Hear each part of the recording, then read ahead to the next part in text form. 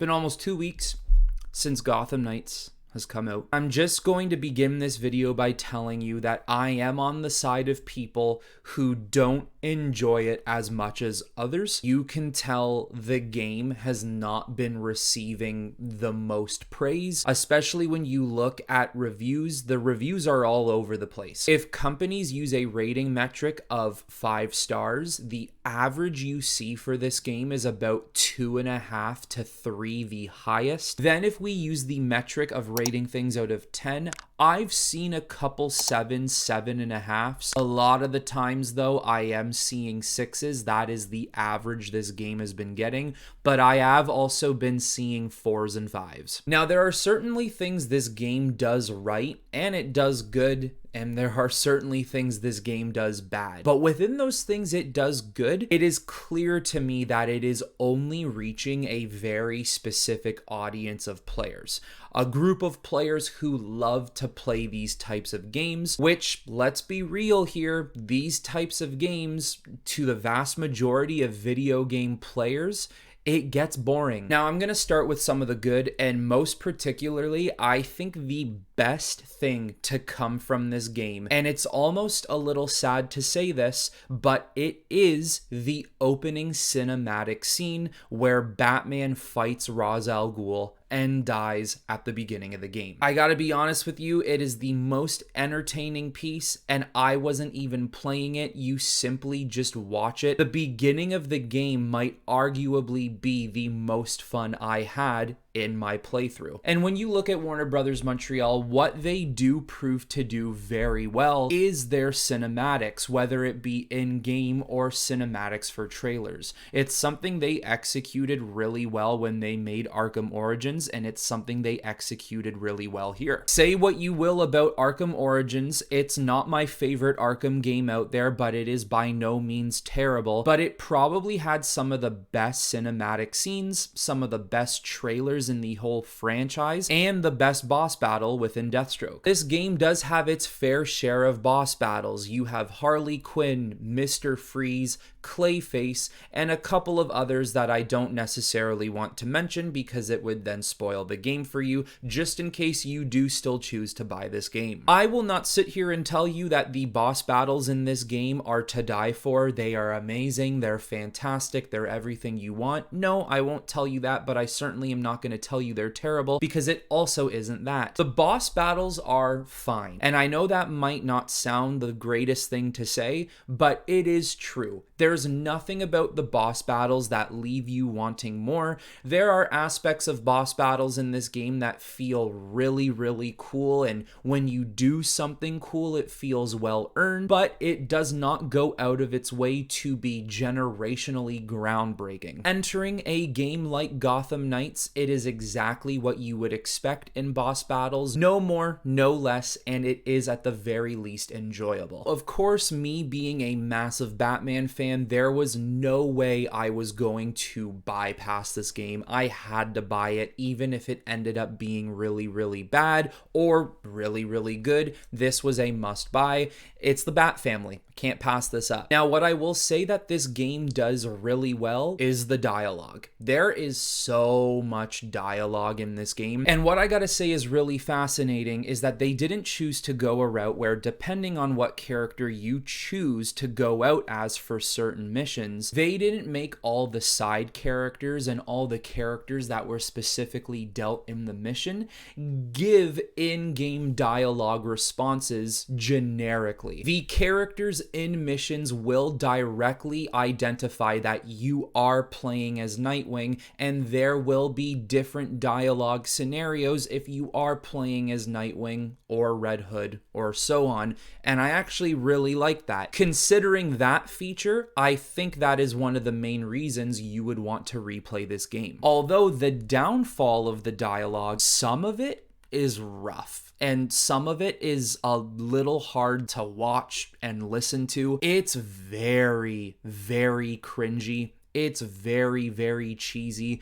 There are just some things that I think to myself, like, why did this need to be in the game? There are times where the game is trying to feel like your modern day drama thriller that you find within Batman, but then all of a sudden characters, specifically the main four, will start to make comments and jokes as if this is 1940s, 1950s Batman, and it just kind of throws you off, and it's a little weird. Now, gameplay wise, and this is probably the biggest downfall of the entire game, it's boring. It's repetitive. Frankly, the entire game is repetitive. I understand there are a lot of people talking about how they should not be relating this game to the Arkham series. Unfortunately, that is what is going to happen. The Arkham series is the closest game that we have to compare to Gotham Knights, and it is Batman related within its characters. The other game that we could closely relate this game to is Marvel's Avengers.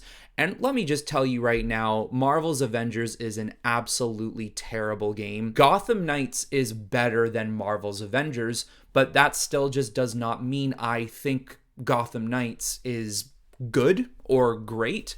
I think it's very mediocre. If we sat here and said that this game is about 15 hours long, I would tell you that within the first 3 to 5 hours, the game is fun because it's new and you're starting to learn new things. You're learning how to traverse the map. You're learning how to fight with every specific character. You're learning how to use the motorcycle. But then after that 3 to 5 hour time period where you finally have gotten a grasp on what the game is really about, it does become repetitive and it starts to get boring. Within the main story, there are 8 case files and each case file has missions within. By the third case file, I started to get very irritated with the gameplay. It is the same moves over and over and over again. It is the same enemies. It's the same wave of enemies.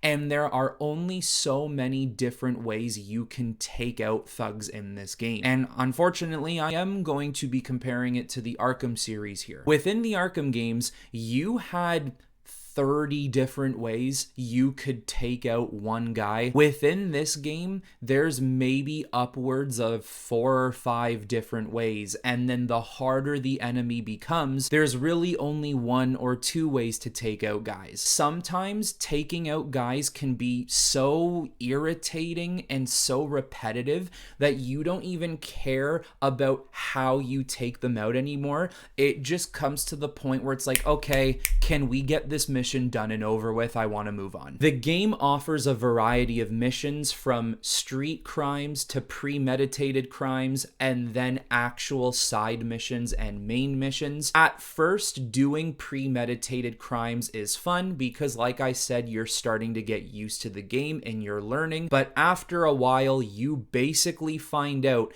that every single mission in this game requires you to do premeditated crimes, and it gets so boring. There's only so many times I can stop an illegal hack, or I can stop an illegal organ trafficking, or I can stop a weapons deal warehouse. There's only so many times I can do that before I get so bored that I actually consider turning the game off. And then I also found that the lack of guidance within this game was very apparent as well. We have all seen what the traversal techniques are for each character in this game, and they don't really make it clear on how you unlock them. You basically have to figure it out on your own. They are the knighthood activities. And it is, once again, I'm using this word, so irritating to get through. The amount of stupid training tutorial missions you have to do,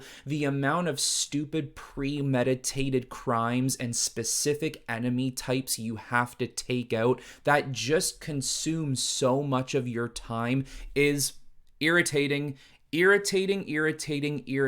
Also, I gotta mention as well, the combat in the game, moving away from the free flow combat is a big mistake. Free flow combat is probably one of the best forms of gameplay that any company has ever created, even though it shares certain aspects of gameplay from the Arkham series, like silent takedowns, or every now and then when you're fighting a thug, you can somewhat bounce around to other characters, but it's very, very slow. It just doesn't feel as fluent. It doesn't feel as good when you play the game, whereas when you play the Arkham series, you feel like Batman because of how quick you're moving and pretty much how overpowered you are. Everything in the game just feels slow. The combat is slow, the dodging is slow, the traversal options are slow. The motorcycle, when you're on it, you feel like you're moving at 30 kilometers an hour. Whereas in Arkham Knight, that Batmobile was really trekking along. And then speaking of traversal options, like let's start with Batgirl, probably the best traversal option out there because she can actually use her cape to glide. It is the closest thing you get to being Batman from the Arkham games. You can even nosedive, but it is, of course, like I said, not as fast. It doesn't feel as good, and it certainly doesn't look as pretty. When Gotham Knights was coming out, I was one of the people who did have initial complaints on the traversal options for the characters. Nightwing's weird Fortnite glider, Red Hood's weird mystic jumping, Batgirl's cape, which I think is okay, it's not the best, Robin's Justice League teleporting system. I didn't like them. I thought they looked really goofy in the game, and I just did not think it fit the characters. I can say that within playing the game, I still feel that way.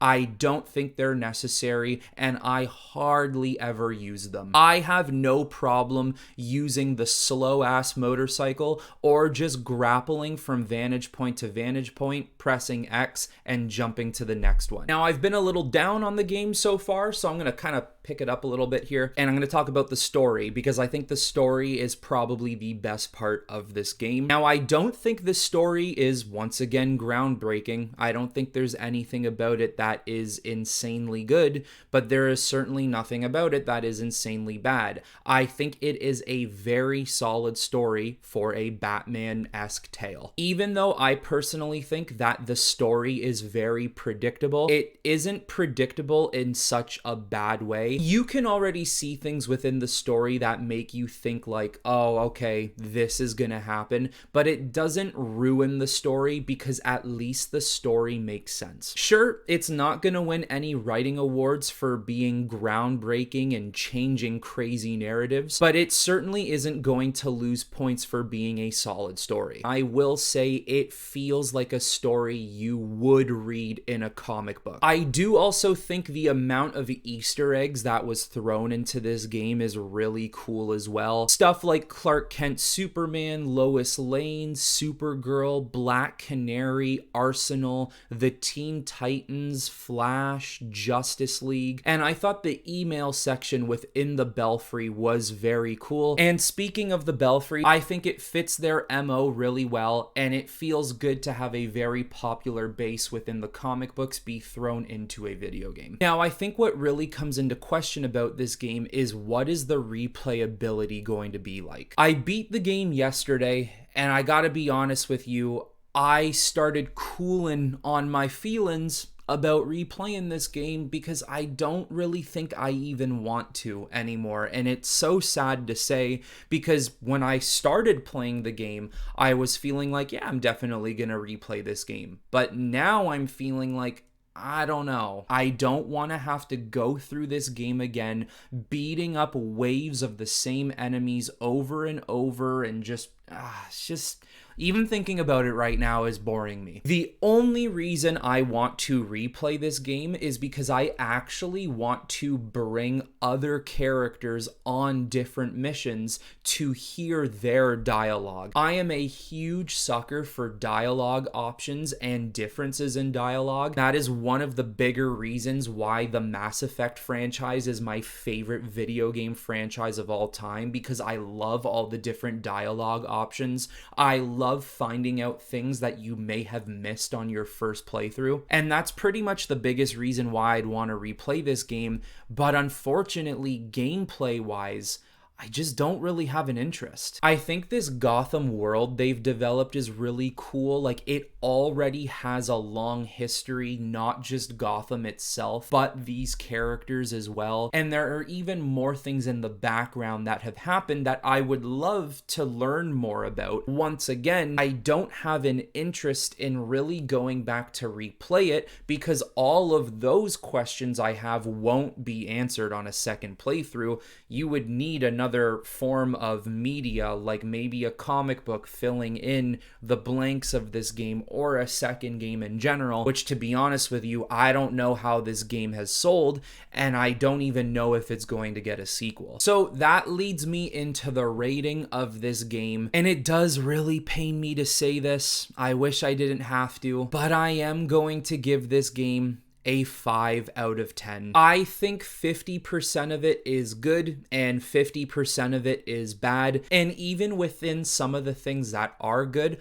I think it's more so just fine. It's fine. It's not great. It just is. I definitely think there is some enjoyment to be found here. Like I said, the dialogue, the story, and if you are someone who likes these types of games, this is right up your alley. But it just feels like the game is behind the times. I don't know why. The graphics aren't the prettiest. The movement isn't the best. The game just feels slow. It feels like a complete downgrade of how good some of these past Batman games were. A big piece of me just wishes they made that model of game, but allowed you to have the choice to choose between the 4 main characters in an Arkham-esque type of game. It's really unfortunate. I think the biggest thing I took away from this game was that Arkham Knight from 2015 visually blows away Gotham Knights in 2022,